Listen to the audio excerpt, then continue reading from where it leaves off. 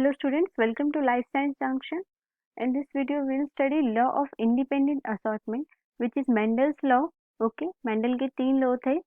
कौन कौन से थे? Mendel law of dominance, Mendel law of dominance, law of segregation, and law of independent assortment.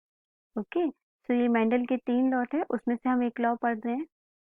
Okay, सो ये law क्या कहता है कि एलिल्स जो हैं वो इंडिपेंडेंटली सेपरेट होते हैं. So first of all alleles देख लेते हैं. जैसे कोई जीन होती है.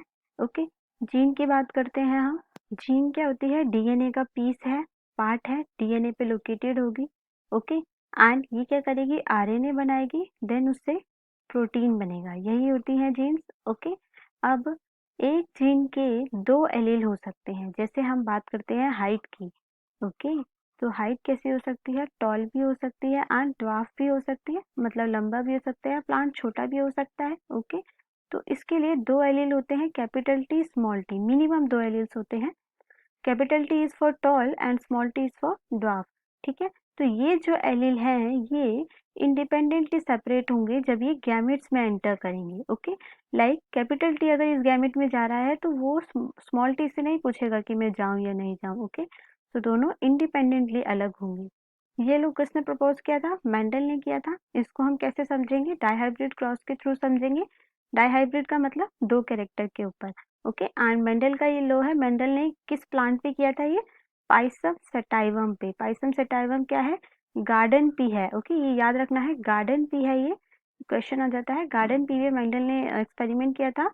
563 के थ्रू इसको याद रखना है. 1856 से 1863 में मेंडल ने ये एक्सपेरिमेंट किया था.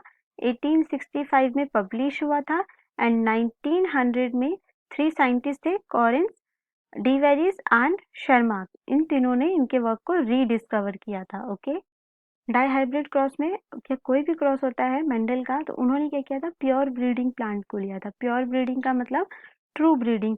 लाइक इस टाइप का हो गया, इस टाइप का हो गया, कैपिटल आर हो गया, कैपिटल वाई हो गया. ये होता है true breeding. Okay, and hybrid क्या होगा? Capital T small T, capital R small R. इसको हम क्या कहेंगे? हाइब्रिड. ओके, सो मेंडल ने क्या किया? येलो राउंड सीड्स को लिया. येलो राउंड सीड्स को ग्रीन रिंकल्ड सीड्स के साथ क्रॉस करवाया. ओके, जिसके जीनोटाइप थी capital Y, capital R small R, small Y, small R, small R. तो ये क्या है? रिसेसिव है. ये हमें आगे पता चलेगा कैसे है ये. ओके, तो इसके लिए गैमेट्स बने. तो ये एलील्स हैं, ये इंडिपेंडेंटली जाएंगे गैमेट्स में. ओके, तो यहाँ पे कैपिटल वाई और कैपिटल आर का गैमेट बन गया. यहाँ पे स्मॉल वाई स्मॉल आर का गैमेट बन गया. एक ही टाइप का गैमेट बनेगा. अब F1 आएगा तो इन दोनों गैमेट्स के फ्यूजन से आएगा. ये दोनों गैमेट फ्यूज होंगे, तो ये आ गया F1. कैपिटल वाई यहाँ से, स्मॉल वाई यहाँ से, capital R and small R. तो कैपिटल वाई येलो के लिए था एंड कैपिटल आर राउंड के लिए था. तो हमारा फर्स्ट F1 आ गया, capital Y yellow round seeds. Okay, तो मेंडल ने क्या कहा था कि जो F1 आती है वो हमेशा F1 जो बच्चा होगा, F1 जो ऑस्प्रिंग होगा, प्रोजेनी होगा, वो अपनी किसी एक पेरेंट जैसा होगा. तो यहाँ पे आ रहा है हमारे येलो राउंड सीड्स. यहाँ हम देख लेते हैं, ये अपने पेरेंट जैसा है, इस वाले पेरेंट जैसा है. ओके, अब मेंडल आगे कैसे स्टडी करता था? सेल्फिंग करा के. ठीक है, सेम प्लांट को सेम प्लांट से क्रॉस करा के. यहाँ पे हमें F2 कैसा आया था? Y Y R R ratio. Means ये जीनोटाइप था उसका, येलो राउंड जीनोटाइप था. इसी को मेंडल ने क्या किया? सेल्फिंग करा दी. सेल्फिंग कराई तो गैमेट्स कैसे बनी? गैमेट्स देखेंगे. अब यहाँ भी देखो एलिल्स इंडिपेंडेंटली अलग हो रहे हैं. जैसे कैपिटल वाई इस गैमेट में गया, देन इस गैमेट में गया, स्मॉल वाई इस गैमेट में गया, देन इसमें गया. सिमिलरली कैपिटल आर इधर गया, इधर गया. ओके, इस टाइप से गैमेट्स बन गए. अब सेम गैमेट्स को हम इस पनेट स्क्वायर में प्लेस कर देंगे, इस तरह से पूरी उठा के. यहाँ पे हमने इसको प्लेस कर दिया. प्लेस करेंगे तो यहाँ इसको कैपिटल वाई, कैपिटल आर ऐसे ही इन सबको पूरा क्रॉस कर देंगे, पनेट स्क्वायर कर देंगे. ओके, अब यहाँ पर देखेंगे हम क्या क्या हमें फिनोटाइप देखने को मिलती है. तो ये कैपिटल वाई कैपिटल आर क्या हो गए? Yellow round. येलो राउंड वाले कौन से होंगे? जिसमें कैपिटल वाई और कैपिटल आर होगा. तो ये देख लेते हैं कहाँ कहाँ है. 1 2 3 4 5 6 7 8 9 9 है कैपिटल वाई कैपिटल आर वाले, ठीक है। येलो राउंड जिसको हम बोलेंगे, वैसे ही येलो रिंकल देखेंगे जिसमें कैपिटल वाई स्मॉल आर होगा।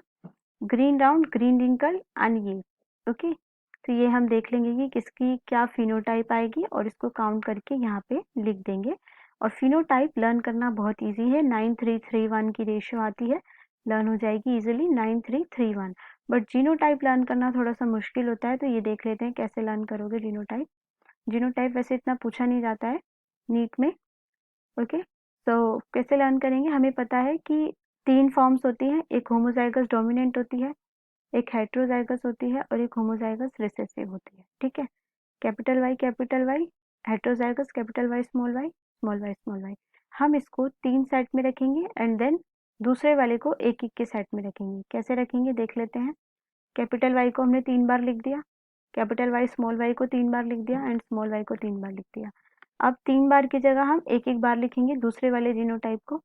कैपिटल आर को एक बार, फिर कैपिटल आर, फिर capital R small R, small R, then again capital R heterozygous form, recessive form. ऐसे हमने पहले 3 के सेट में लिखा, देन एक एक के सेट में लिखा, ओके।